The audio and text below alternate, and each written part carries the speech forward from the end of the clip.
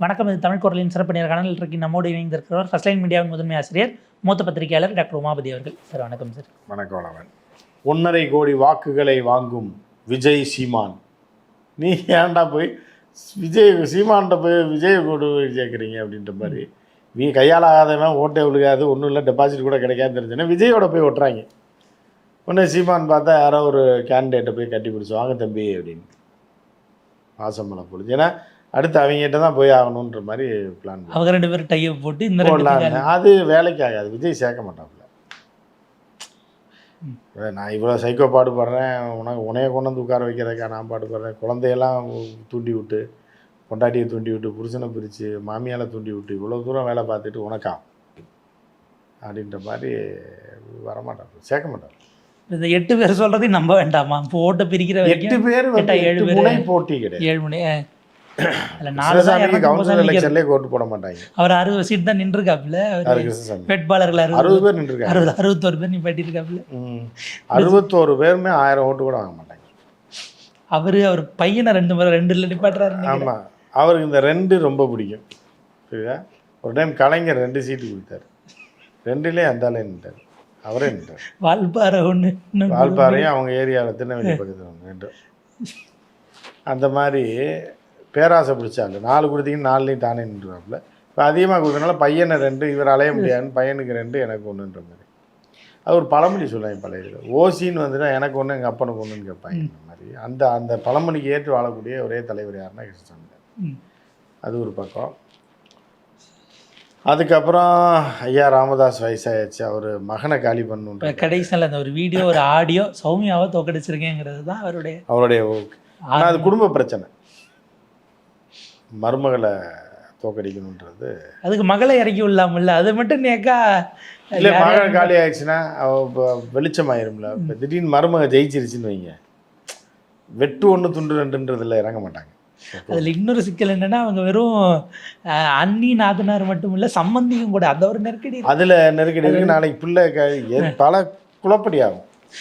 பிள்ளை வந்து அம்மா அவங்க அம்மாவுக்கு போவோம், பையன் இவங்க அம்மாவுக்கு பிரச்சாரம் பண்ணுவானா, எப்படி அது செட் ஆகாது. அவர் பேத்தி அந்த குழந்தை யாருக்கு கவனிக்கிறது?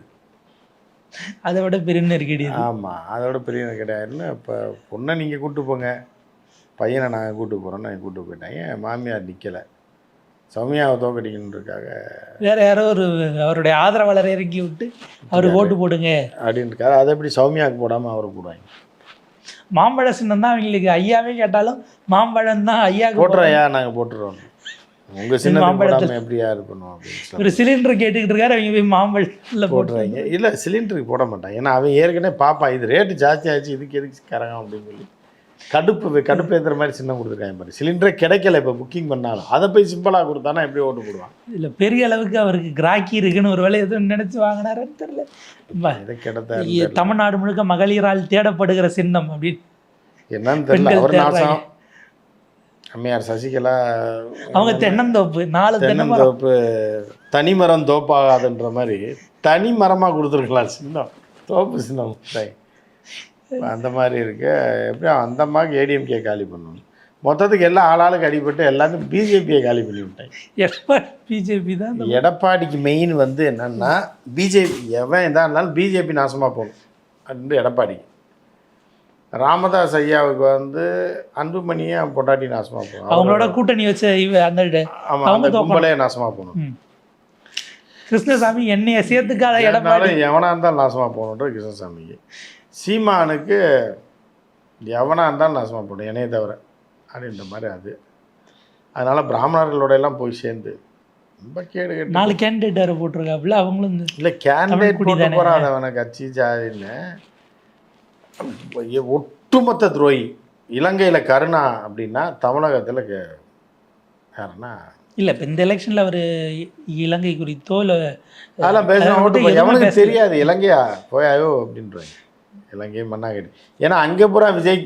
அதாவது யாழ்ப்பாணத்தில் ஒரு காலத்தில் அங்கே போகும்போது பார்த்தீங்கன்னா அவ்வளோ உணர்வு பூர்வமாக இருக்கும். யாழ்ப்பாணத்தில் அப்படி டிஃபனை சாப்பிட்டு ஒரு காஃபியை சாப்பிட்டாலே உணர்வு கூடும். அந்த மாதிரி இருந்த காலம்லாம் உண்டு. 2011 கூட வந்து அவ்வளோ உணர்வு பூர்வமாக இருப்பேன். ஒருத்த குடிக்க மாட்டான். இப்போ கரெக்டாக ஒரு 15 வருஷத்தில் போர் முடிஞ்சு இங்கிட்ட ஒரு 11, இங்கிட்ட ஒரு 6, 16, 17 வருஷத்தில் இந்த தற்கொலை ஜென்ரேஷன் அப்படியே விஜய்குமார். அதாவது என்னென்னா ஒரு மிகப்பெரிய இந்த சர்வதேச அளவில் வரலாற்று சிறப்புமிக்க ஒரு போராளி வாழ்ந்த அந்த மண்ணில் மறையலை. அது கூட அதுக்குள்ளேயே தற்குறிகள் வந்து தற்குறி தலைவனை வந்து அந்த தலைவனுக்கு இணையாக பார்க்குறாங்கன்றது தான் ஜீரணிக்கவே முடியல.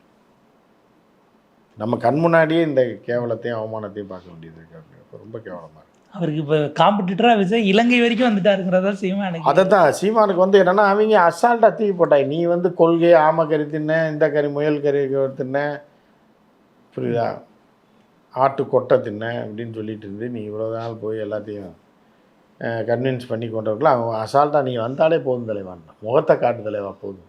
அவங்க விட்டுருந்தா ஓட்டு பட கிளம்பி வந்துருப்பாங்க. ஏன்னா ஓட்டர் அவங்களுக்கு ஆமாம் ஓட்டர் ஐடி செல்லாது, போட்டு விட மாட்டாங்க, அதுக்கப்புறம் ஃப்ளைட்டு காசு இருக்காது. ஏன்னா அவங்க அங்கே வந்து சோத்துக்கு பிடிக்கிறத சாப்பிட்டு தான் சுற்றிட்டு இருக்காங்க. ஒன்றும் தொழில் கிடையாது, பொழப்பே கிடையாது இங்கே. அதனால் நார்த்து ப்ராவின்ஸில் பொறுத்தளவுக்கு கிழக்கு நல்லாயிருக்கும், மத்திய நல்லாயிருக்கும், கொழும்பு நல்லாயிருக்கு. அதனால் அவர்கள் என்ன பண்ணுறாங்கன்னா எப்படியா விஜய்க்கு ஓட்டு போட்ட மாட்டோமா அப்படின்ற மாதிரி அவங்க ஒரு பக்கம் இருக்கு. அவங்களுக்கு எதுவுமே தெரியல. உன் ஊர் பிள்ளைய வந்து இப்போ கூப்பிட்டு போய் தாலி கட்டி பிள்ளையும் பெற்று தெருவில் விட்டானடா அப்படின்றதெல்லாம் அவங்க கவலை இல்லை. தாவேகா தலைவர் விஜய் மேலே ஒரு புகார் கோயம்புத்தூரில் கொடுத்துருக்காங்க. இவர் வீடியோவை பார்த்துட்டு 5 வயசு பையன் சாப்பிடாமல் அடம் பிடிச்சி ஓட்டு போடணும்னு கேட்டு குடும்பமே மன உளைச்சலில் இருக்கும்னு போய் கம்ப்ளைண்ட் கொடுத்துருக்காங்க. ஒரு அரசியல் கட்சி தலைவர் பண்ணுற வேலையா இது? நம்ம எப்படி பார்க்க வேண்டியிருக்கு? இல்லை, அதாவது என்னென்னா ஒரு இதை திருடணும் அப்படின்னா அது எந்த வழியிலனாலும் திருடுவாங்க. சாவியை திறந்து மட்டும். அதாவது ஒரு சில பேர் வந்து என்னென்னா பூட்டு உடச்சி திருடுறவன் இருப்பான், சில பேர் பீரோ புல்லிங் திருட இருப்பான், ஜன்னல் வழியாக பீரோ இது திருடுறவன் இருப்பான், சில பேர் நகை போட்டு வெளியில் வரட்டும் ரோட்டுக்கு வந்ததுக்கப்புறம் அத்துட்டு போயிடலான்றவன் ஒரு கும்பல் இருப்பான். இப்படி திருடர்களில் வந்து பலவிதம். அதுக்கப்புறம் சின்ன பிள்ளைங்க சத்தம்லாம் தோட கழட்டி. இப்போ இவங்க வந்து எப்படின்னா சின்ன பிள்ளைங்களை வச்சு தோடு திருடுற கும்பல் அப்படின்றது தெளிவாக இருக்கும். சின்ன குழந்தை கடத்தல் அந்த கும்பல் தனியாக, குழந்தை கடத்திட்டு போய் அவங்க அப்பாட்ட காசு கேட்பாங்க, 10 லட்சம் கொடு இல்லைன்னா குழந்தை விட. பழைய ரஜினி படம், சிவாஜி படத்துல இருந்து அந்த மாதிரி விஜய் வந்து குழந்தை திருடன், குழந்தைகளை வச்சு ஏமாற்றி திருடக்கூடிய இது பண்ணி மொத்தமாக அந்த அரசாங்கத்தை ஆட்டை போடணுன்ற மாதிரியான ஒரு அண்ணவர். ஏறத்தாழ எல்லாம் எந்த லெவலுக்கு ஒப்பிடுறாங்கன்னா ஒரு ஜென்சி புரட்சி, நீங்கள் பங்களாதேஷ், நேபாள் இந்த லெவலுக்கு பேசுகிறாங்க. அது இல்லை, அதுதான் அது ஜென்சி புரட்சி தான். பட் ஆனால் வந்து என்ன அப்படின்னா அந்த கோவிட்லேயே பல இது இருக்கும், பல வேரியன்ட் இருக்குல்ல, அதுதான் இது ஜென்சி வேரியன்ட் தான். ஜென்சியில் வேறு வேரியன்ட், இது உருமாற்றம் அடைந்த கோவிட் வைரஸ் மாதிரி தான் இது. இது என்ன அப்படின்னு பார்த்தீங்கன்னா ஜென்சி புரட்சின்றது அது சின்ன சின்ன நாடுன்றது. இப்போ தமிழ்நாடு தனி நாடாக இருந்திருந்ததுன்னா இங்கே ஆட்சி கவிழ்ப்பு நடந்திருக்கும். எப்படி இலங்கையில் நடந்ததோ அதே மாதிரி, எப்படி நேபாளில் நடந்ததோ அதே மாதிரி, எப்படி பங்களாதேஷில் நடந்ததோ அதே மாதிரி நடந்திருக்கும். ஆனால் பங்களாதேஷில் என்ன ஆச்சு அப்படின்னு பார்த்தீங்க அப்படின்னா அமெரிக்கா டாமினேட் பண்ணி அந்த நாட்டோடைய ஸ்திரத்தன்மையை குலைச்சா கூட, பங்களாதேஷ் வந்து ஒரு பஞ்சப்பரார நாடாக இருந்தால் கூட புரியுது அவங்களுக்கு, அதுக்கு இந்தியாவோடைய ஒரு பாரம்பரியம் இருக்குது. அது டிராவிடியன் ஸ்டாக்கு தான் அவங்களும். யார்? பங்களாதேஷ். அவன் வந்து ஜெனட்டிக்கலாக வந்து டிராவிடியனாக தான் வரும், நிறையா பேர் அப்படி தான் வரும். ஏன்னா அது ஒரிசா வழியே அப்படி போச்சுன்னா வெஸ்ட் பெங்கால்லேருந்து கொஞ்சம் எடுத்து நிறையா அந்த பிராமணர்களை தவிர எல்லாமே டிராவிடியன் ஜீன் தான் அதில் வரும். ஸோ அதில் என்ன அப்படின்னு பார்த்தீங்க அப்படின்னா அங்கே அவன் வந்து ஒரு என்ன பண்ணிட்டான் அப்படின்னா அவங்க நாட்டில் நம்ம நாட்டுக்கு எதிராக சதி நடக்குதுன்றது அவனுக்கு தெரியும். சதி பண்ணுறவன் உலகத்தின் மிகப்பெரிய ஒரு நாட்டை சேர்ந்தவன் தெரியும். சதி பண்ணி ஒரு கிழவனை கொண்டு வந்து உள்ளே விட்டுட்டாங்கன்னு தெரியும். மாணவர்களை தூண்டி விட்டு மாணவர்களுக்கு அமெரிக்கா ஆசை காட்டி அவனை வச்சு 10 வருஷமாக ஒர்க் அவுட் பண்ணி 5 வருஷம் 10 வருஷமாக அப்படியே விதைச்சி ஒரு நாள் புரட்சியை கொண்டு வந்துட்டாங்கன்றது தெரியும். அப்போ நம்ம நாடே மொத்தமாக அங்கே போய் இராணுவ தளபதியை கூட்டு மாட்டிட்டாங்க, எல்லாத்தையும் அவங்க கட்டுப்பாட்டில் எடுத்துட்டாங்கன்னு தெரியும் போது என்ன பண்ணுறாங்கன்னா அங்கே ஒரு வேலையை செஞ்சாங்க, சரியான வேலையை செஞ்சாங்க. என்ன செஞ்சாங்கன்னா அந்த மாணவ தலைவனை போட்டாங்க, முடிச்சிட்டாங்க. அப்போ என்ன ஜென்சி புரட்சி மண்ணாங்கட்டி புரட்சியெல்லாம் தோற்றுடுது. அதற்கு அடுத்து ஒட்டிக்கிட்டே ஒருத்தன் வரான். இந்த முட்டாள் பசங்க வந்து என்ன பண்ணுறாங்கன்னா அவனை தலைவனாகணும்னு பார்க்குறாங்க. தேர்தலுக்கு போனாலும் அவனையும் போட்டாங்க. போட்டு சுத்தமாக எல்லாத்தையும் பாடியெல்லாம் கொண்டு அடக்கம் பண்ணு அப்படின்னு சொல்லிட்டு பழைய அரசியல் கட்சியை சேர்ந்த அவனும் இவங்க ஆள் தான், வெஸ்டோட ஆள் தானா கூட. ஆனால் இந்த புதுசாக வர்ற டுபாக்கூர் நாய்ங்க எதுவுமே இல்லாமல் நாட்டை காட்டி கொடுக்கக்கூடிய தன் சுயநலத்துக்காக அதிபர் பதவியை அந்த தலைமை பதவியை பிடிக்கணுன்றா வரக்கூடாதுன்றதுக்காக அந்த நாட்டோட இராணுவம் எல்லாம் சேர்ந்து சைலண்ட்டாக 2 பேரையும் முடிச்சிட்டாங்க, கிழவனையும் துரத்தி விட்டாங்க. இப்போ ஜனநாயக ரீதியில் என்ன ஆச்சுன்னா வேறு ஒன்றுமே பிடுங்க முடியல அமெரிக்கானால். என்ன ஆயிடுச்சு அப்படின்னா சேஞ்சை கொண்டு வர முடிஞ்சிருச்சு. என்ன ஆயிருக்கு, ஆளுங்கட்சிக்கு பேரா எதிர்கட்சி வந்துருக்கு. அந்த அம்மாவோட மகனே வந்துட்டான், கலிதாஜியாவோட பையன் வந்துட்டான். வந்தோடனே அப்போ என்ன ஆச்சு, இதுதான் அந்த அம்மா தான் வந்திருக்கும், அந்த அம்மா செத்து போச்சு, வயசாகி செத்துச்சுன்னா பகம் வந்துட்டான். இதுக்கு எதுக்குடா சுற்றி வளைச்சி எல்லா டேபிளையும் போட்டு உடச்சிங்க அப்படின்ற மாதிரியான கதையில் அங்கே எலெக்ஷன் நடத்துறது மட்டும் பார்த்துருந்தீங்கன்னா அவன் பாட்டுக்கு ஜெயிச்சிருந்திருப்பான். ஆனால் அவர் மிரட்டலை கொடுத்து அவனை கொண்டு வந்துட்டான்னு வைங்களேன். ஏன்னா அவனுக்கு வந்து இங்கே எதிர்ப்பு இருந்தது. வெஸ்ட் ஆள் தான், வெஸ்ட் ஆளை விதைச்சி விட்டாலும் அவன் சரியில்லை, கிழவன் சரியில்லை யூனுஸு. சரி, கிழவன் சரியில்லைன்னா அவனால் கொஞ்சம் பேக்கப் பண்ணி உருவாக்கப்பட்ட மாணவர்கள் அவங்க ரொம்ப ஆட ஆரம்பிச்சிட்டாங்க. இவங்களோட அந்நிய சக்திகளோட பிளான் என்னன்னு அவனுக்கு தெரியல. ஆனால் அவன் பெரிய ஆள் ஆகிட்டானா அவன் நடக்கிறது பெரிய விஷயமாச்சுன்னா லோக்கல் லெவலில் ஆர்மியை அவனை ஆளை வச்சு போட்டாங்க, ரவுடிஸை வச்சு. ஸோ இது ஒரு பக்கம். அதே நேபாளில் என்ன ஆச்சுன்னு எல்லாருக்கும் தெரியும். ஏதோ ஒரு தற்குறி பாடகனை கூட்டு வந்து அவர் சட்டம் போடுறாரு. என்ன சட்டம் போடுறாருன்னா நேற்று முந்தானாள் கற்பழிப்புனா உடனே தூக்கு தண்டனை, விசாரணை ட்ரையலு அது எதுவுமே கிடையாது. கற்பழிப்புன்னு தெரிஞ்சிச்சுன்னா ரொம்ப நாளில் இழுக்காமல் அவனை தூக்கு தண்டனை உடனேன்னு கத்துறாங்க. எத்தனை பேரை ஒருத்தர் டெய்லி 50 பேரை கற்பழிச்சிட்டா இருக்கான் ஒரு நாட்டில். கற்பழி குற்றம் நடக்குன்னா அதுக்கு தண்டனை கொடுக்க வேண்டியதான், அதில் தப்பு கிடையாது. உச்சபட்ச தண்டனைன்னு சொல்லுங்க. எல்லாம் பண்ண அதுக்காக ஒருத்தனை ஏன்டா பிரதமராக மாற்றுறீங்க? மீதி சரி கற்பழிப்பு நின்று போச்சு, சோத்துக்கு என்ன பண்ணுவீங்க, படிப்புக்கு என்ன பண்ணுவேன், தொழிலுக்கு என்ன பண்ணுவேன், பிஸ்னஸ் வேறு இப்போ மணி ரொட்டேஷனுக்கு என்ன பண்ணுவேன்? அவர் தான் எல்லாம் பாடுறாருல்ல சார். அப்புறம் அந்த மாதிரி ஒருத்தனை வந்து அவன் அதை கச்சேரியில் பாடிக்கிட்டு இருந்தவனை தூக்கி அவன் மாற்றி விட்டான். அதே மாதிரி ஒரு தற்கொலையை இங்கே எல்லாமே ஜென்சி புரட்சியில் வரவன் பூராமே தற்கொலை தான், இலங்கையை தவிர. இலங்கையில் என்ன ஆயிடுச்சுன்னா தற்கொலைகள் தான் வந்தான், அதுக்கு ஒரு தலைவனை வந்து பண்ண விடாமல் கவர்மெண்ட் உடச்சிருச்சு.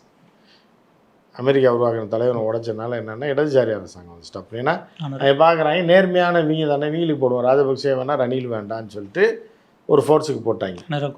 அதே மாதிரி இப்போ தமிழ்நாட்டை பொறுத்த அளவுக்கு என்ன அப்படின்னு பார்த்தீங்கன்னா தனி நாடாக இருந்ததுன்னா நேரம் புரட்சி வந்து விஜய் அதிபராக இருப்பார், நம்மலாம் நாசமாக போயிருப்போம்.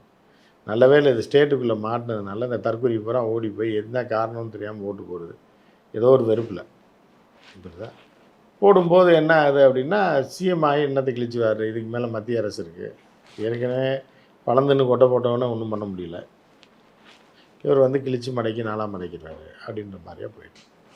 இல்லை சார், இப்போ இருக்கிற 7 அணி போட்டி, இவங்க திமுக, அதிமுக, நாம் தமிழர், தாவேக, சசிகலா, ராமதாஸ், வேல்முருகன், கிருஷ்ணசாமி பூரா பேரும் 85% வந்ததுனால நாங்கள் தான் ஜெயிப்போங்கிறாங்க. இல்லை அவங்க பாவம் ஏதோ இப்போ லூசு பண்ணார் பசங்க. அது திடீர்னு என்ன ஆகும் அப்படின்னா ஒரு தெருவில் ஒருத்தர் பெட்டி கடை வச்சுருப்பார், இல்லை கிராமத்தில் வச்சுட்டு பொறி உருண்டை இந்த குழல் அப்பளம் அதை விற்றுக்கிட்டு இருப்பார். திடீர்னு என்ன ஆகுன்னு பார்த்தீங்கன்னா அந்த அந்த கிராமத்தில் ஒரு கடைக்கு 7வது வீட்டில் இருக்க ஒருத்தர் இறந்துருவார். ஒன்றும் பெருங்கூட்டம் வரும் அந்த கிராமத்தில், வேறு சிகரெட் கிடைக்காது ஒன்றுமே. பார்த்தா அந்த கடை காலி ஆயிடும் அரை மணி நேரத்தில். ஏன்னா சாவு வீட்டுக்கு வந்தவன் பூரா சிகரெட் தேடி வருவான். அந்த ஆள் வாரத்துக்கே இப்போ 2 பாக்கெட் தான் விற்பான். ஒரே செகண்டில் 2 பாக்கெட் சிகரெட்டு 4 குழல் அப்பெல்லாம் அது இது கிடைக்கிறதுலாம் வாங்கி தின்னுட்டு போயிடுவாங்க. கடை காலி ஆகிடும். திரும்ப சரக்கு எடுக்க டவுனுக்கு போகணும். ஆனாலும் அதனால அவர் கடை வந்து சரவணாத்தோராக மாறிடாது. அடுத்த நாள் காலையில் பார்த்தீங்க அப்படின்னா அவர் அப்படியே தான் உட்காந்துருப்பார், வாயை பார்த்து. எக்ஸ்ட்ரா வாங்கியும் போட முடியாது, எப்போ ஒன்றுமே பண்ண முடியாது. அது ஒரு நாள் திடீர்னு அந்த கதை தான் ராமதாஸ் கதை, கிருஷ்ணசாமி கதை, சீமான் கதை. சீமானுக்கு ஏதோ சாவு வீட்டில் அப்பளம் குழல் அப்பளம் தின்ன கதையாக போன டைம் 9% போட்டாங்க. இப்போ வாழைப்படம் 8 9% ஏதோ போட்டாங்க. இப்போ அது அப்படி 4.5 ஆகிடும். அதில் அவங்கெல்லாம் ஒரு டீம் வச்சுருக்காங்க, சீமானுக்கு வேலை பார்க்குறதுன்னு ஒரு டீம் இருக்குது.